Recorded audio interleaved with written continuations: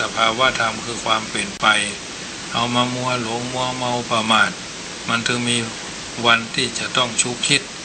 ชุกไต่ตรองบางคนก็ใหญ่แท้อายุนักแท้พอหันพอนี่ก็สวนเซให้แฮนเปิดห้องเท่าทารกเนาะความเป็นคนเปิดห้องว่าร่างกายนี่เท่าแต่ว่าใจเป็นละอ่อนเปิดห้องว่าเท่าทารกเนี่ยก็มีหือหันเยอะแยะมากมายบางคนเนี่ยโอ้สัมมาเลเทเมานะอย่างวันนี้ก็ปะหลายเดินทางไปจากวัดอำเภอเวียงป่าเป้าสะดุ้งตื่นตี 3เนาะส่งน้ำส่งท่าอันอย่างบางคนก็ติงมาว่าโอ้วันนี้เสี่ยงสิจะเหนื่อยก็มันเหนื่อยญาติโยมเขาก็ยังว่าคนไม่ใช่เครื่องจักรเนาะก็ต้องเป็นธรรมดาบางทีบางครั้งแต่คืนนี้ก็ใจเวทใจคือทุกวันนี้มันป๊อปแป๊บนะญาติโยมว่าโยมอยู่บ้านโยมพ่อโยมแม่โยมพี่โยมไอ้อยู่ทางบ้านนะเขาไม่ใช่ว่ามีเวลาเขามันมีค่านะญาติโยมมาเวลาแต่ก่อนนี้เขาโอ้เนี่ยอย่างก่อนเนี่ยไปอ่านหนังสือกรรมการวันนี้ได้หนังสือมา5 เล่มงานออกเมนพระราชทานเพลิงศพของพระเดชพระคุณท่านเจ้าคุณพระธรรมราชานุวัตรสุทัศโนอดีตเจ้าคณะภาค 6วัดพระแก้วเชียงไฮ้ได้หนังสือมา5 เล่มก็นั่งพอสุดรถมันนะพอไปเปิดกูใบมันก็มีคือมันเพลินนะญาติโยมเพลินไปไม่ใช่เขาบ้าอ่านหนังสือนะเพลินไปไก่เขาก็คิดถึงหน้าคนนั่นหน้าคนนี่ไปนะ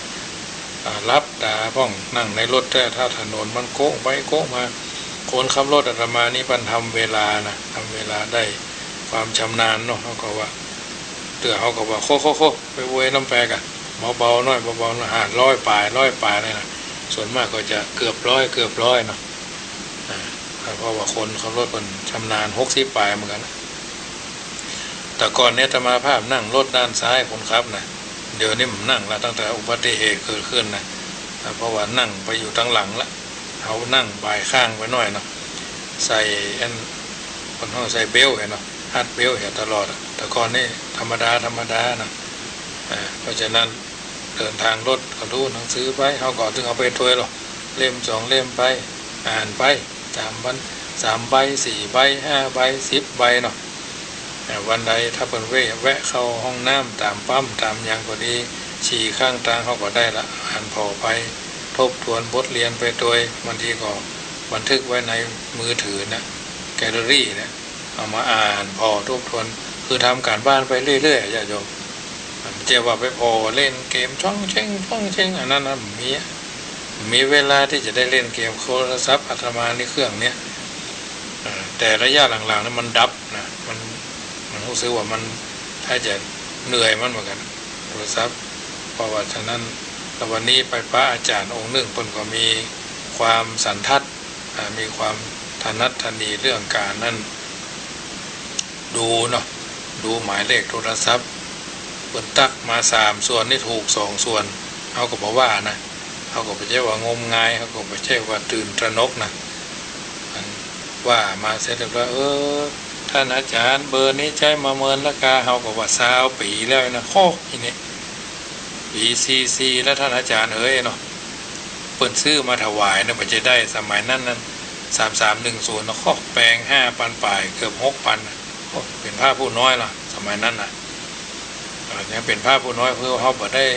วือว้าอย่างมากมายมาอยู่ว่าจังกรรมนี่แหละขับมาแล้วมาก็เดินไปโทรศัพท์ปุ่นปากทางบ้านบ่อหินก็ประมาณเกือบกิโลเนาะไปแลกสตางค์เป็นกำแล้วยอดติ๊กโทรหาพี่หาเพื่อนหาฝูงไม่ใช่ว่าไปถึงวันนะ3 วัน 4 วันก็โทรเพราะว่าเขาโทรศัพท์วัดก็จะมีนะ6 โมงก็ปิดดูวัดได้นะเดี๋ยวไปกำไปคำ30บางทีบางครั้งก็4-5 วันก็โทรเพราะว่าเขาก็ต้องมีเพื่อนฝูงเนาะจะโทรหากันพ้องนี้กันสมัยนั้นมันยกถูกันหรอกก็ไปโทรหาพ้องดังพ้องเปิดมาก่อนอันโทรไปหาโยมที่เปิดซื้อโทรศัพท์เดี๋ยวนี้เปิดบ่มีแล้วเปิดถือแก่กำไปละ3310เลขน้อยๆนะรุ่นที่เปิดเอากดระเบิดใส่กันนั่นนะนี่ก็ทางท่านมาก็มีเปลี่ยนเครื่องนี่หลายเครื่องละเบอร์นี่ผมเคยเปลี่ยน วันนี้ท่านครูบาเพิ่นเบียบเป้าในครูบานักเพิ่นว่าพอแล้วผมเนี่ยเปลี่ยนได้รถใหม่เนี่ยหาก่อยหรอกมันถูกเชโลกมันต้องขึ้นวุ่นนะเขาก็ก็เอาเปลี่ยนแล้วคือเปลี่ยนอย่างครูบานะก็ไปกันเพื่อก็ยุ่มนุ่มกว่าเรามาหลายปีคนเอาบุญวาสนามันเหมือนกันเนาะได้2 กันนี่เนาะกันนึงก็ไว้ใจในวัดกันนึงคนนึง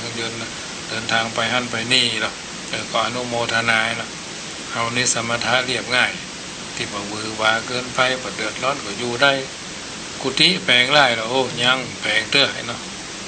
อู้กันหลายเรื่องหลายเล่าหลายรสหลายชาติเนาะเดี๋ยวจะพ่อปรากฏโทรคนตายมาก็จะถึงดอยสะเก็ดแล้วปรากฏโทรศัพท์นะอันนี้เบอร์ผมเนอะเนาะผมตายไป5,000ผมมันทายไปตามเบอร์โทรศัพท์ท่านอาจารย์ถูกคอยนะก็ครึ่งหนึ่ง3 ส่วนนี่2 ส่วนปลายพวกก็ถูกเป็นอย่างอันเป็นอย่างอี้นะเขาก็ถ้าเอาใจโน้มเอียงมันก็เป็นอย่างเงี้ยแต่ถ้าเขานั่นนึงเขาสวดมนต์เขาถือว่าเขาสวดมนต์ประจำเนาะวัน3 เวลาอยู่แล้วเขาก็เป็นทุนเป็นห่อเป็นทุนเดิมอยู่แล้วเนาะญาติโยมเราสวดมนต์ไหว้พระอยู่เป็นประจำเพราะฉะนั้นครูบาอาจารย์เปิดก็สวดมนต์ของเพิ่นอดีตเจ้าวาด92 ปีกันอายุนะ72 พรรษาสมัยนั้นนะเมื่อปี245นะเพิ่นเสียนะถ้าเพิ่นอยู่ประเดี๋ยวก็100 ปลายพุ่นแล้วกันอันนี้ก็ถือว่าเฮาสวดมนต์ไหว้พระนั่นแหละดีที่สุดเป็นทุนอยู่แล้วเหมือนกับเฮาเทาะไว้แล้วเนาะญาติโยมเอาเทาะเข้าไว้แล้วมันต้องเพิ่นเลี้ยงก็กินบ่เลี้ยงก็เป็นหยังเพราะมันมีอยู่แล้วหรอกอย่าทำมาภาพฉันน้ำเพิ่งกับน้ำอุ่นใส่น้ำมะนาวด้วยพวกนี้นะบางทีไปไหนมาเพียเขาก็ฉันไปถามนั่นนะบางทีก็เข้าซุกอย่างงกเนาะกล้วยมีก็กินถึงเข้าถึงกล้วยเนี่ยเน้นเขาเนี่ยไข่หัวชอบท่านมหาเนี่ยคนเท่าแล้วทำน้อยสู่เขาจะเท่าอย่างเดียวกันนะก็ว่าเอ็นายญาติโยมไปลองกินว่าเด้อครูบาดีเจ้าวาดพวกก็เนี้ย92กันนะเขาก็แค่ได้แหมน้อยอย่างเพื่อนนั่นแหละนะ90 ปลายไข่ก็ตายบ่ไข่ก็ตายเนาะญาติโยมมันถึงว่าอันแท้นะอันนี้แล้วแต่เด้อดุลพินิจบางคนวันนั้นเพิ่นก็น้ำเพิงนี่ที่ผ่านมาธรรมาภาพก็ซื้อที่เพิ่นทำกันเนาะ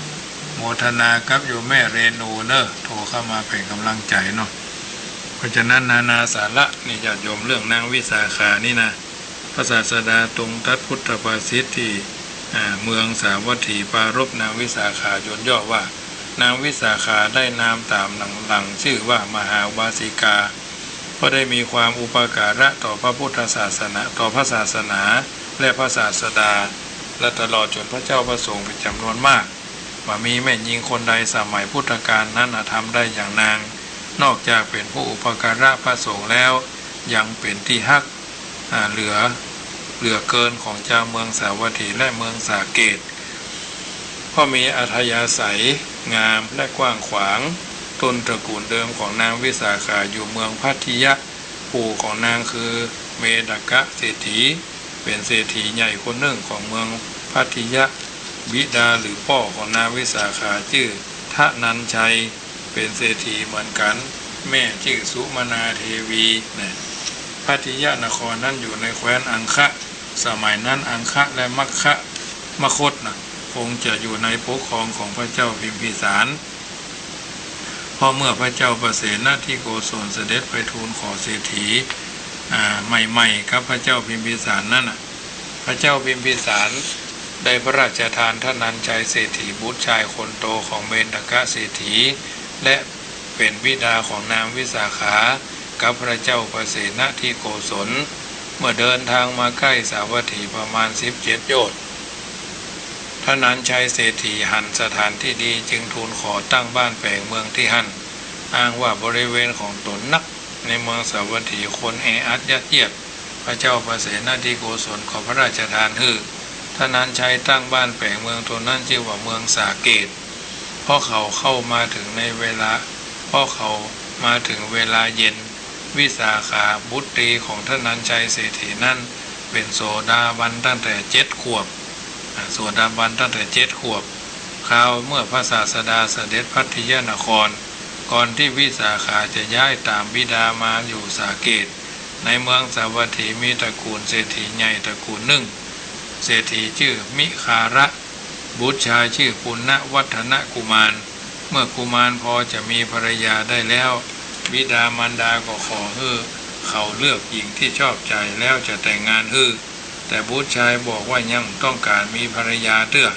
พ่อแม่บอกว่าทำอย่างนั้นบ่ได้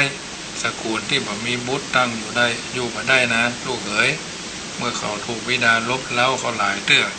จึงบอกว่าหากจะได้หญิงประกอบด้วยความงาม5อย่าง1เบญจกัลยาณีก็จะแต่งงานถ้าแบบนี้ก็บ่แต่งอันอย่างคือความงาม5อย่างญาติโยมพ่อแม่ถามพ่อแม่ถามลูกเบาถามมันลูกเศรษฐีของเพิ่นก็คือผมงามเนื้องามกระดูกงามผิวงามวัยงามกุมารตอบพ่อแม่บิดามารดาถามถึงรายละเอียดปุณณวัฒนกุมารอธิบายว่าผมงามเป็นผมของแม่หญิงที่มีบุญนั่นก็คือยาวสละสลวยลงมาเหมือนกับหางนกยูงแล้วปลายครับซ้อนงอนขึ้นข้างบนปลายผมงอนเนาะเนื้องามก็คือริมฝีปากแดงสดเหมือนผลน้ำเหมือนหน่วยพักแคบซุกเรียบชิดสนิทดีเนี่ยกระดูกงามก็คือเขี้ยวหรือฟันงามบ่ห่างกันบ่เหยินบ่เขี้ยวซุนบ่เขี้ยวว่าวเนาะเป็นระเบียบงามเหมือนระเบียบแห่งเพชรระยิบระยับระงับจับตายในบทว่านะระยิบระยิบระยับระงับจับตายเนี่ยเรียงเป็นลูกระนาดนะบะซ้อน2ซ้อน3นะบ่เว้าบ่แหว่งบ่แตกปลายบ่แตกบ่มีฟันน้ำนมอันนี้อย่างคือหนังอันนี้กระดูกงามผิวงามก็คือหมายความว่ามี2อย่างหากดำก็คือเหมือนดอกบัวเขียวหากขาวก็เหมือนสีขาวอย่างดอกกันนิกา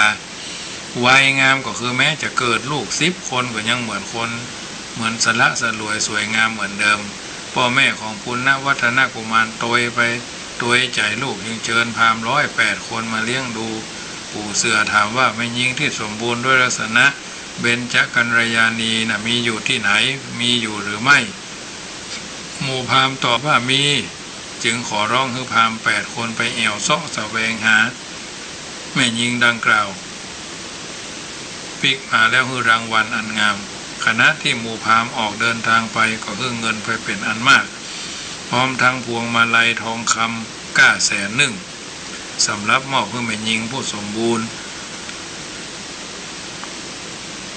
โดยลักษณะเบญจกัลยาณีหมู่พราหมณ์ท่องเที่ยวไปในนครน้อยใหญ่ก่อนเมื่อประพบจึงกลับมายังเมืองสาเกตพอดีถึงวันมีงานนักขัตฤกษ์ประจำปีในงานนี้แม่หญิงทุกคนที่เคยเปิดหน้าก็ที่เคยปิดหน้าก็เปิดผ้าคลุมหน้าไปสู่ใต้น้ำจึงเรียกกันว่าวิวัตนักขัตฤกษ์นะวิวัตนักขัตฤกษ์งานนักขัตฤกษ์เปิดหน้าไอ้นะไม่ใช่แฟนซีใส่หน้ากากเหมือนพิธีของฝรั่งที่เขาเคยได้ยินงานแฟนซีใส่หน้ากากไปถึงใส่หน้ากากเหมือนกันหมดนะแต่นี่มันเปิดหน้าเนาะเมื่องานเช่นนี้มาถึงเข้าสตีบ่เคยออกจากบ้านเงินก็ออกไปวันเนี้ยเดินเป็นกลุ่มไปสู่ท่าน้ำเพื่ออาบน้ำเป็นว่าพอไม่ยิงไปอาบน้ำเนาะเปิดหน้ากัน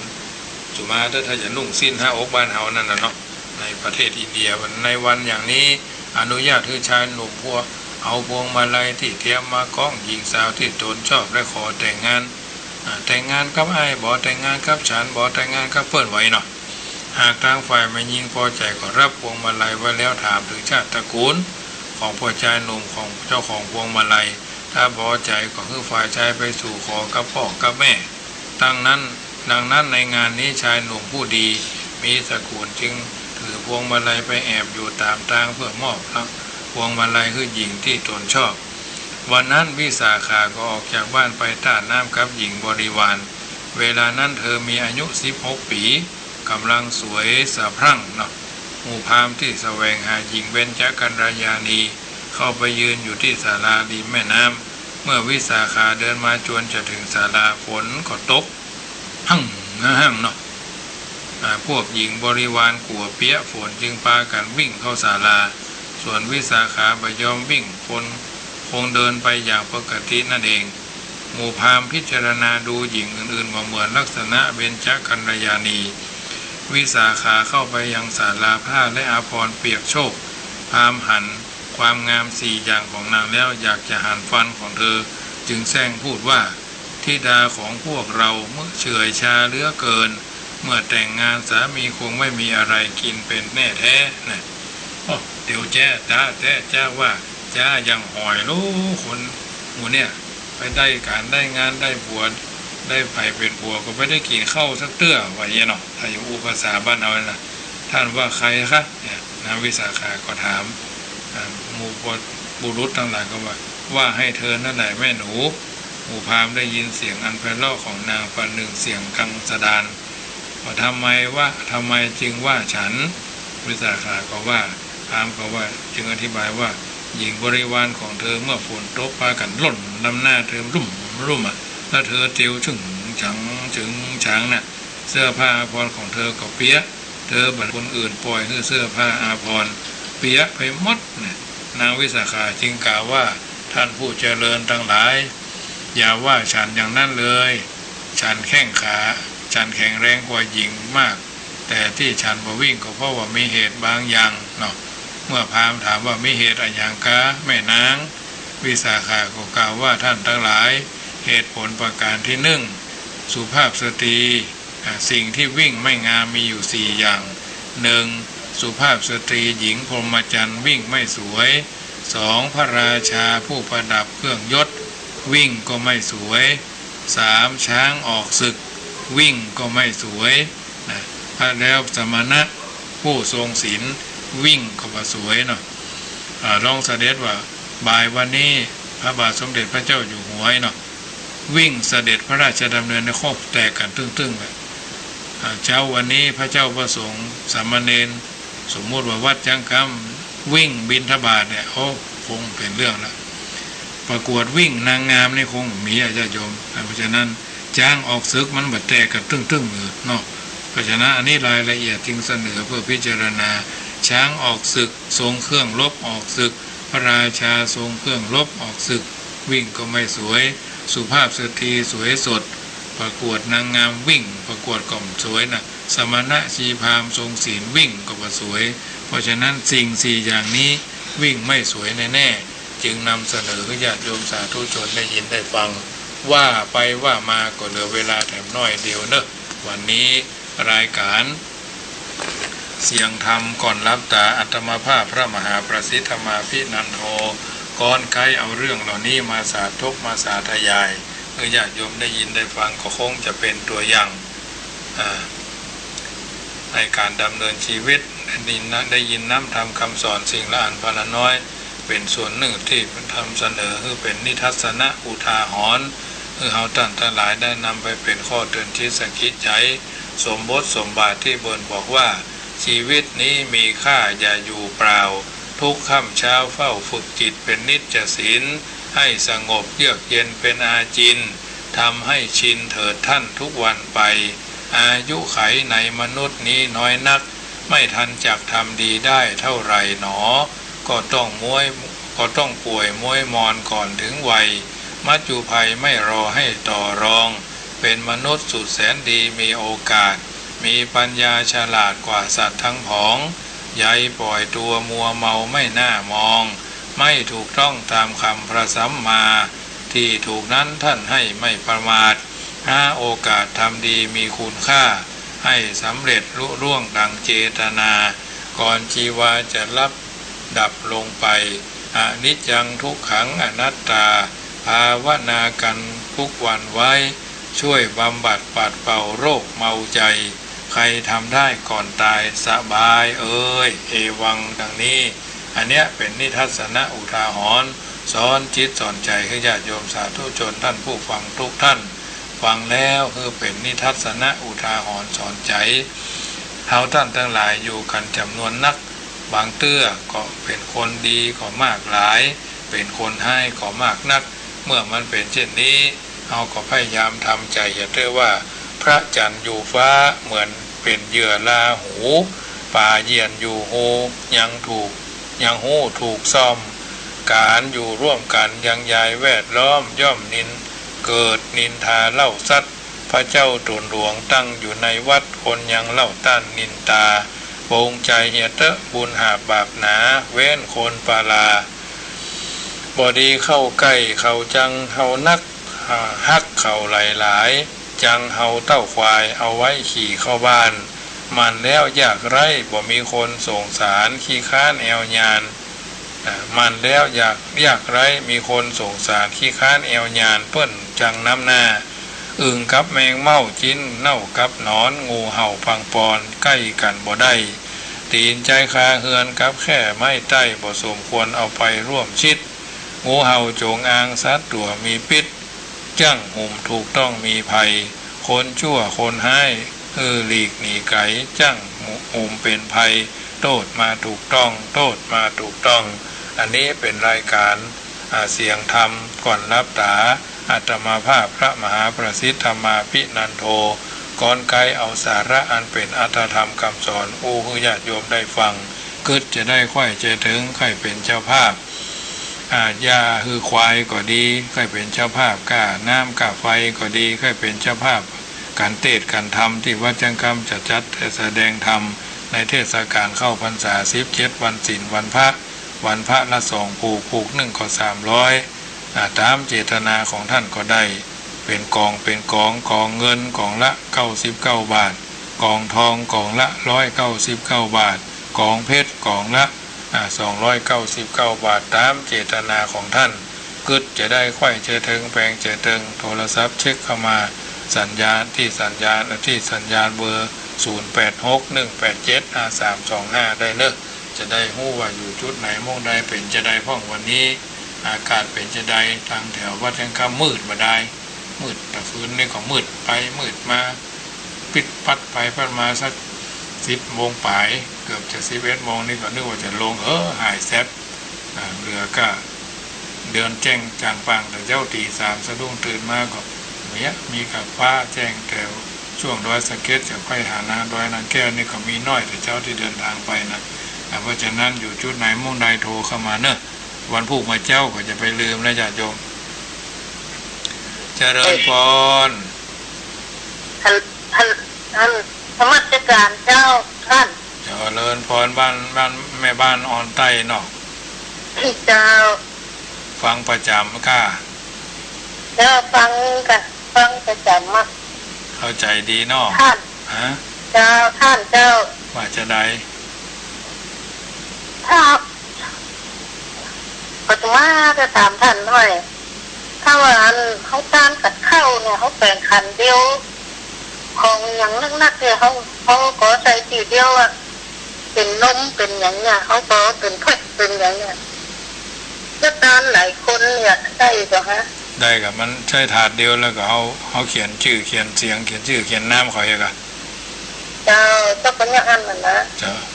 แบ่งขันเดียวแล้วเขาแกะแยกเป็นยังมันอยู่ในหันเจตนาเขาตกแล้วหรอห่อข้าวห่อน้ำชิ้นปลาอาหารข้าวแคบข้าวแตนเนาะข้าวต้มข้าวหนมเนาะ